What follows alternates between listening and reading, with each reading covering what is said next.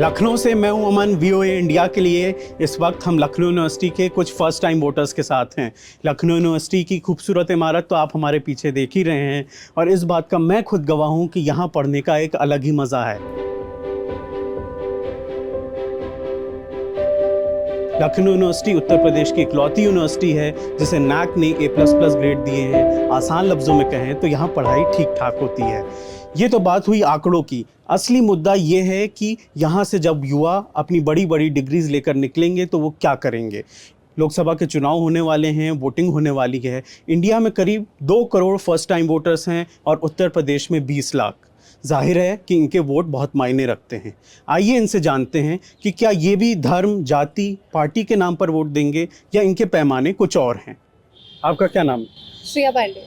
तो जैसे चुनाव आने वाले हैं तो क्या इश्यूज होंगे जिन पे आप वोट देंगे?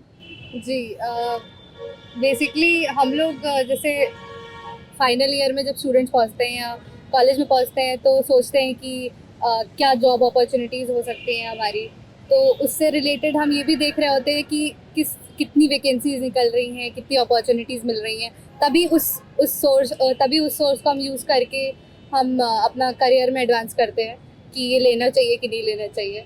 पर वहीं पे कुछ चीज़ों में जैसे अपॉर्चुनिटी हमें कम दिखती है तो पेरेंट्स का सपोर्ट भी थोड़ा कम हो जाता है कि नहीं यहाँ नहीं, इवन इफ इंटरेस्ट हो। पेपर लीक हो जाता है और फिर काफ़ी प्रॉब्लम होती है, हम लोगों का साल वेस्ट हो जाता है, प्रिपरेशन वेस्ट हो जाती है और कई बार फिर सिलेबस आगे चेंज हो जाता है जा करके। आपसे ही बात करते हैं। आपका क्या नाम है? अक्षय कुमार। क्या पढ़ रहे हैं आप? MA कौन सी ईयर में? Final year. तो अब यहाँ से निकलेंगे तो क्या सोचा है आपने, क्या करेंगे? देखिए, रोजगार को लेकर सोच रहे हैं, लेकिन तो प्रेजेंट टाइम में रोजगार तो स्थिति बहुत ही ख़राब है। एक ज्वलंत मुद्दा है, बेरोजगारी है। लगातार जिस तरीके से देश में जो सरकार है वर्तमान की, वो पूरी तरीके से रोजगार के मुद्दे पर असफल रही। हम पास आउट हो चुके हैं और अभी तक हम जॉब की तलाश में हैं, हमको जॉब मिल नहीं रही है।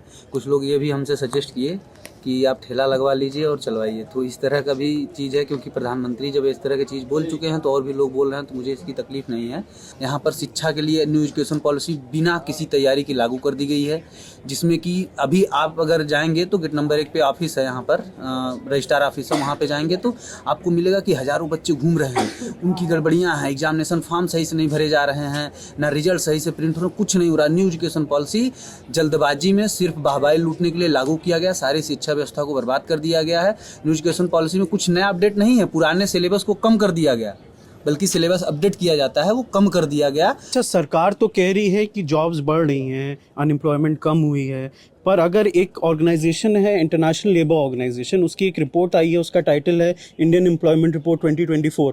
वो ये कह रही है कि जो अनएम्प्लॉयड लोग हैं उसमें 83% यूथ है और अनएम्प्लॉयमेंट एजुकेटेड लोगों में बढ़ी है। जो 11.5% थी सन 2000 में अनएम्प्लॉयमेंट एजुकेटेड यूथ की, वो बढ़ के 2022 में हो गई है 54%। तो आपको लगता है कि क्या अनएम्प्लॉयमेंट बढ़ रही है, रोजगार की दिक्कत है? अनएम्प्लॉयमेंट बढ़ रही है। 2014 में जब लोकसभा का चुनाव हुआ था तो आदरणीय नरेंद्र मोदी जी इसी मुद्दे पे, युवाओं को लेके इसी मुद्दों पे आए थे। इसी में रामलीला मैदान पे धरना हुआ था, भ्रष्टाचार, नौकरी और इस सब चीज़ों को लेके। यही हुआ था ना कि जब भ्रष्टाचार और मुक्त देश होगा तो हमें नौकरियां मिलेगी, जॉब अपॉर्चुनिटी मिलेगी हमको। लेकिन उसके बाद हुआ नहीं ना। 2014 से लेके आज 2024 के हम उसमें कने 10 साल के पड़ाव में।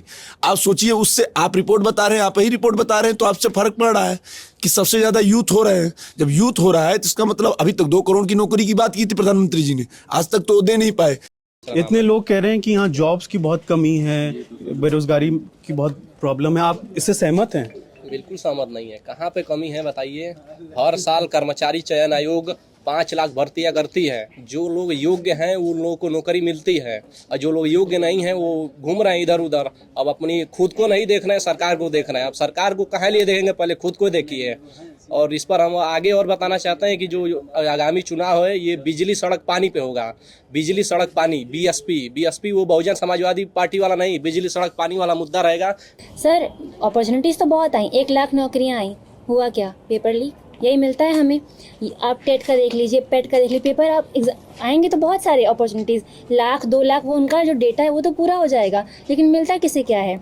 आप पैसा लगा के जाइए सेंटर पे, ढूंढिए, मरिए, वापस अपने घर चले जाइए, कुछ मिलता है नहीं आपको। तो आई थिंक जो गवर्नेंस पॉलिसी है जो बहुत भाई नाम की ट्रांसपेरेंट है सर, अंदर क्या चल रहा है किसी को पता नहीं। और मे भी आपने पता है कि डेटा ILO का है, वो तो खैर ट्रस्ट वर्दी है, जो डेटा इनके हैं इन पर तो ट्रस्ट करने लायक भी नहीं है। कोरोना में तो कोई मरा ही नहीं ऑक्सीजन की कमी से, ये आप और मैं सर नहीं मान सकते, बाकी जो बुद्धिजीवी हैं वो मान ले, तो हम नहीं कह सकते। तो जो ये कह रही हैं इनसे आप सहमत हैं कि क्या जॉब अपॉर्चुनिटीज़ में दिक्कतें हैं? हाँ जी बिल्कुल, क्योंकि जो फॉर्म्स आते भी उनमें भी इतनी सारी दिक्कतें हो जाती हैं। एग्ज़ाम्स आए, PCS का है वो पोस्टपोन हो गया, एग्ज़ाम्स कैंसिल हो जा रहा है, दोबारा एग्ज़ाम के लिए बोला जाए, लेकिन सबको पता है PCS के एग्ज़ाम जो है पोस्टपोन ही होते जाते हैं। मैंने पहले ही कह दिया था कि पेपर नहीं होगा और अंत में यही हुआ। ये बताइए 48 लाख बच्चों कहाँ से आए? वो बच्चे अगर पेपर नहीं देंगे, पहले जब आज रोड भोर में निकलिए सुबह 4 बजे 5 बजे तो छात्र दौड़ते हुए मिलते थे, अब कोई दौड़ता नहीं रोडों पे। लोगों को लग चुका है कि जब तक भारतीय जनता पार्टी रहेगी किसी को वैकेंसी कोई आनी नहीं है, तो लोग सोचते हैं कि अपना आराम से 4 बजे तक सोई, फ्री का ये आटा चावल दे ही रहे हैं। ये छात्रों को और जो देश के युवा हैं उनको ये बांध रहे हैं। आप चावल और आटा क्यों दे रहे हैं? जो उस लायक है, जिनके पास हाथ नहीं है, जो भाई मेरे काम नहीं कर सकते, आप उनको दीजिए। सबको आप क्यों दे रहे हैं? आप रोजगार दीजिए ना। अभी यूपी पुलिस का जो पेपर लीक हुआ है उसी की मैं बात करता हूँ। कितनी तस्वीरें वायरल हुई हैं, कितनी तस्वीरें युवा ट्रेनों में किस तरीके से कूच के भरे जा रहे थे। अब इसके तुरंत दूसरी तस्वीर आप देखिए, अभी कांवड़ यात्रा निकलेगी, ऊपर से फूल बरसाए जाएंगे, हेलीकॉप्टर। ये किसान विरोधी, छात्र विरोधी है। किसान जो अन्नदाता है, जो हम लोगों के लिए अन्न पैदा करता है, उसके लिए सड़कों पर कीलें लगाने का काम ये सरकार करती है। सबसे बड़ा हाईवे और सबसे कम समय में बनाने का काम किया तो माननीय मुलायम सिंह यादव आगरा लखनऊ एक्सप्रेस पे हमारे राष्ट्रीय अध्यक्ष जी ने 23 महीने में बनाने का काम किया। विकास पे आप बात करेंगे, आप रोजगार पे बात करेंगे। यही बस गिने चुने 1-2 विकास है कि लखनऊ मेट्रो। अखिलेश यादव उत्तर प्रदेश में 1 बार मुख्यमंत्री रहे, मुलायम सिंह यादव 3 बार मुख्यमंत्री रहे, 4 बार इन्होंने उत्तर प्रदेश का कार्यभार संभाला और 1 लखनऊ मेट्रो दिया। वहीं भारतीय जनता पार्टी ने कानपुर मेट्रो, आगरा मेट्रो का काम मात्र 7 साल के अंदर पूर्ण करने का काम किया है। और उसके बाद उत्तर प्रदेश में 5 अभी मेट्रो जो क्या बोलते हैं काम कर रहा है और बहुत जल्द पूरा होने वाला है। अब धरातल में नीचे से चल रहा है। अभी आपको बता दें, अभी हिंदू मुस्लिम का बात शुरू की है तो आप हर जगह सुने होंगे हिंदू मुस्लिम भारतीय जनता पार्टी के नेताओं से ज्यादा समाजवादी पार्टी के लोगों से सुने होंगे, क्योंकि इनका सबसे बड़ा एक ही फैक्टर है हिंदू मुस्लिम जातिवाद। इससे बाद ये उठ ही नहीं सकते। भारतीय जनता पार्टी हमेशा सभी देशवासियों का काम करती है, सभी देशवासियों के हित के बात करती है। अगर जॉब्स पे ही बात करें, पहले जो सब लोग बात कर रहे हैं, अभी वैकेंसी निकली थी इजराइल में नौकरियों की, उसमें पोस्ट थी टाइल बनाने वाले, बढ़ई और सरिया को फोल्ड करने वाले। उसके लिए भी भारी तादाद में लोग जॉब करने के लिए वैकेंसी वो पोस्ट में गए। तो ऐसी क्या वजह है कि इजराइल जैसा देश जहां इस टाइम सिचुएशन ठीक नहीं है, वहां से इंडिया के लोग जाने को देश छोड़ के तैयार हैं? यहाँ पे अगर जॉब्स होती वो वहाँ क्यों जाते? दूसरी बात, सिपाही भर्ती का जैसे अभी एग्जाम हुआ, 60,000 वैकेंसी थी और एग्जाम देने लोग आ गए 50 लाख। तो ये दिखाता नहीं कि जॉब्स की कमी है इंडिया में? सबसे पहले तो आपको बता दें, उत्तर प्रदेश देश का सबसे सर्वाधिक जनसंख्या वाला राज्य है और आपको भी पता है और विपक्षी पार्टियों को भी पता है कि सरकारी नौकरियां सबको मिल नहीं सकती हैं। और आपको बता दें, जो ये पेपर लीक पर अभी आप बोल रहे हैं, तो पेपर लीक ये कोई नया नहीं है और पेपर लीक होना बड़ी बात नहीं है। पेपर लीक होने के बाद जो कार्रवाई होती है वो बड़ी बात है। ये बताइए, जो सरकार की सर्वे है, लेबर पीरियोडिक सर्वे है, वो ये कह रहा है कि अनएम्प्लॉयमेंट रेट कम हो गया है। जो 6.4% था 2017-18 में, वो कम होके 2.4% हो गया है। तो वो तो कह रहे हैं अनएम्प्लॉयमेंट कम हो रही है। चलिए इस पर मैं बताता हूँ। देखिए बात यह है ना कि वर्तमान की जो सरकार है वो केवल अधिकारियों के भरोसे चल रही है। और अधिकारी क्या होता है ना कि एसी से बाहर तो निकलते नहीं, किसी से मिलते नहीं, वो बस एक डाटा जारी कर देते हैं। सारा मीडिया कंट्रोल में है, वो डाटा जारी कर देंगे, उसके बाद आप कुछ नहीं कर सकते। अगर आप उसके खिलाफ प्रदर्शन करेंगे तो आपके ऊपर लाठियाँ चार्ज होंगी, आप मार खाएंगे और जेल भी जाएंगे। और ऐसा भी कर दिया गया कि अगर आप जेल गए हैं तो आप नौकरी नहीं पाएंगे, जबकि हमारे संविधान में ये है कि जब तक आपको सज़ा ना हो तब तक आप नौकरी पा सकते हैं। लेकिन अभी ऐसा कर दिया गया है कि आपके ऊपर कोई FIR है तो आपको नौकरी नहीं देंगे, जो कि बिल्कुल गलत है। और अधिकारी इस पर यही तानाशाह का पहला कदम है, तानाशाही की तरफ अधिकारी ही सब कुछ कर रहे हैं। वो डाटा कोई भी जारी कर दें। ये बताइए कि जो लखनऊ यूनिवर्सिटी में क्या फीस हाइक का भी एक इशू है? जिन फॉर्म्स का फीस 1000 रुपये था वो फॉर्म 5000 का हो गया, जो फीस 2000 थी वो फीस 8000 हो गई। ये एजुकेशन जिस तरह गिर रही है ना सर, जितनी एक्सपेंसिव हो रही है, उतना हमें महंगा, उतना हमें झेलना पड़ेगा आगे। देखिए जो यहाँ पर है पूरे भारत में एजुकेशन सबसे महंगा है। हम यहाँ पर जिस यूनिवर्सिटी में अभी आप खड़े हैं, हम सिर्फ इसकी बात करते हैं। जब 2014 में मैं यहाँ एडमिशन लिया था, उस समय जो है कि यहाँ पर सपा की सरकार थी, ये स्टेट यूनिवर्सिटी है, तो यहाँ पर मैं 3500 रुपये में साल भर की फ़ीस जमा करके पढ़ता था। उस समय मैं हॉस्टल में आया था तो मेरा 25,000 रुपये हॉस्टल में रहना, हॉस्टल की फ़ीस, खाना सब 25,000 में हो गया था। सोचिए कि 3,3300 रुपये में साल कंप्लीट किया और जो है कि मैं 25,000 रुपये में साल भर रहा। अभी वर्तमान में आप जाएंगे तो 45 से 50,000 रुपया हॉस्टल का रहने का पड़ रहा है और यहाँ पर 6,000 रुपये एक सेमेस्टर की फ़ीस पड़ रही है। अब साल में 2 बार एग्जाम हो रहे हैं तो 6 दूनी 12,000 रुपये पड़ रहा है। तो आप समझिए 2014 से लेकर अब तक कितने गुना फीस वृद्धि हुई है। अच्छा, जो कुछ लोग कहते हैं कि डेमोक्रेसी पे खतरा है, कॉन्स्टिट्यूशन पर खतरा है, ये आप लोग के लिए एक मुद्दा है कि नहीं? बिल्कुल, जिस तरीके से देखा गया कि अभी हेमंत सोरेन को जेल भेजा गया एक मुख्यमंत्री पद पर रहते हुए, उसके बाद अरविंद केजरीवाल को भेज दिया गया। लगातार जिस तरीके से लोकतंत्र को वर्तमान में समाप्त किया जा रहा है, लोकतांत्रिक तरीके से यदि हम अपने हक अधिकार के लिए आवाज़ उठाते हैं तो उसके ऊपर मुकदमे लागू किए जा रहे हैं।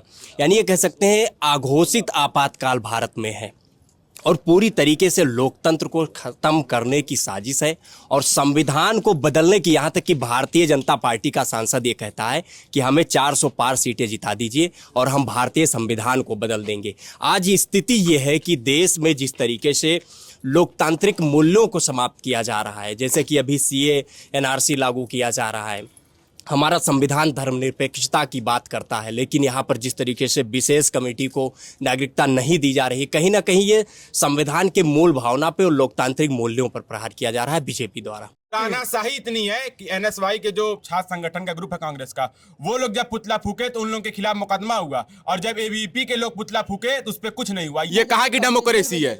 ये लोग देश के संविधान को बदलने की बात कर रहे हैं, 400 की पार इसीलिए बात कर रहे हैं और देश के युवा उठे और कांग्रेस को वोट करें, नहीं तो भारतीय जनता पार्टी मोदी योगी देश को बेच देंगे। जब से 2017 से योगी आदित्यनाथ जी की सरकार आई है, करीब 12 पेपर लीक हो गए हैं। यूपी टेट का पेपर लीक हुआ, यूपी PCL का पेपर लीक हुआ, यूपी PSC RO का पेपर लीक हुआ, सिपाही भर्ती का पेपर लीक हुआ, दरोगा भर्ती का पेपर लीक हुआ। तो ये क्या आप लोग के लिए इशू नहीं है कि एक तो पेपर लोग कहते हैं इतने साल बाद होते हैं फिर वो भी लीक हो जाते हैं? सबसे पहले तो आपको बता दे रहे हैं कि जितने भी पेपर लीक हुए हैं, इन दो को चुनाव है इसलिए पूरा नहीं है, उनको री एग्जाम करा के पूरा करा दिया गया है। लेकिन समाजवादी पार्टी में जितने भी पेपर लीक हुए हैं उन पर कोई कार्रवाई नहीं हुई है, ना कोई जांच हुआ। उनको क्या बोलते हैं, अपने यहाँ से शिवपाल यादव ने ज्वाइनिंग लेटर दे के क्लीन चिट दे दिया। अभी आपने ED और CBI के ये लोग मुद्दा उठा रहे थे, ED CBI, अभी ये लोग ये नहीं बता रहे हैं कि ED CBI क्यों जा रही है इन लोग के घर। पिछले जो 70 सालों से इन लोगों ने जो घोटालेबाज किया है, अभी हेमंत सोरेन काहे लिए गए हैं, घोटाले में गए हैं, केजरीवाल काहे लिए गए हैं, घोटाले में गए हैं। और आपको बता दे रहे हैं अभी अखिलेश यादव का नंबर आ रहा है। सरकार तो कह रही है कि जो पेपर लीक हो रहे हैं उस पर हम सख्त कार्रवाई कर रहे हैं, STF की जांच बैठी है। योगी आदित्यनाथ ने कहा जिन्होंने पेपर लीक कराए वो ना घर के रहेंगे ना घाट के रहेंगे, 6 महीने में वो री एग्जाम कराएंगे और फ्री ट्रांसपोर्टेशन करेंगे। तो इतना कुछ वो कह रहे हैं, हम कर रहे हैं, फिर क्या दिक्कत? देखिए चोर चोर मौसेरे भाई, अगर हम कह रहे हैं कि योगी जी कह रहे हैं, वो योगी जी तो खुद लीक नहीं कराए हैं, लेकिन उनके अधिकारी कराए हैं और वो अपने अधिकारियों पर लगाम नहीं कर सकते, बिल्कुल फेल हैं।